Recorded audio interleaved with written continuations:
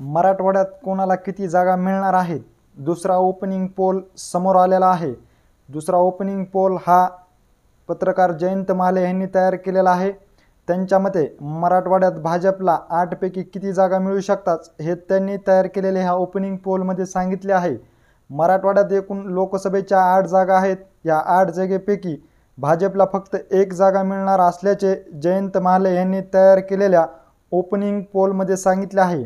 ती जागा जालना लोकसभेची असून तिथून रावसाहेब दानवे हे भाजपचे उमेदवार विजय होणार असल्याचे त्यांनी ह्या तयार केलेल्या ओपनिंग पोलमध्ये सांगितले आहे। तर मराठवाड्यातील दुसरी जागा ती म्हणजे बीड ह्या ठिकाणी लोकसभेचे शरद पवार गटाचे उमेदवार बजरंग सोनवणे हे या ठिकाणाहून विजय होणार असल्याचे या ओपनिंग पोलमध्ये सांगितलेले आहे।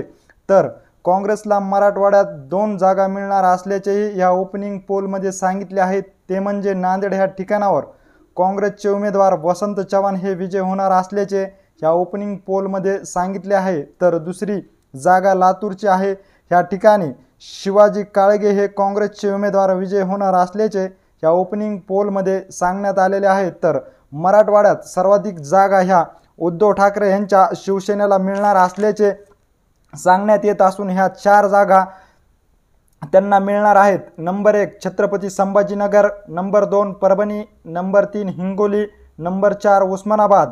तर छत्रपती संभाजीनगर ह्या ठिकाणावर शिवसेनेचे उमेदवार चंद्रकांत खैरे हे विजय होणार असल्याचेही या ओपनिंग पोलमध्ये सांगण्यात आलेले आहे। तर परभणी येथील शिवसेनेचे उमेदवार असलेले संजय जाधव हे देखील विजय होणार असल्याचे ह्या ओपनिंग पोलमध्ये सांगण्यात आलेले आहे। तर हिंगोली ह्या ठिकाणाहून नागेश आष्टीकर हे विजय होणार असल्याचे ह्या ओपनिंग पोलमध्ये सांगितलेले आहे। तर शेवटची जागा ती म्हणजे उस्मानाबाद ह्या ठिकाणावर उद्धव ठाकरे यांच्या गटाकडून उभे असलेले ओमराजे निंबाळकर हे ह्यावेळेस विजय होणार असल्याचे ह्या ओपनिंग पोलमध्ये सांगण्यात आलेले आहे। अशा प्रकारच्या 4 जागा ह्या उद्धव ठाकरे यांच्या शिवसेना गटाला मिळणार असल्याचे या ओपनिंग पोलमध्ये सांगितलेले आहे। ओपनिंग पोल हा एक अंदाज आहे। हे ज्येष्ठ पत्रकार जयंत माले यांनी हा तयार केलेला हा ओपनिंग पोल आहे।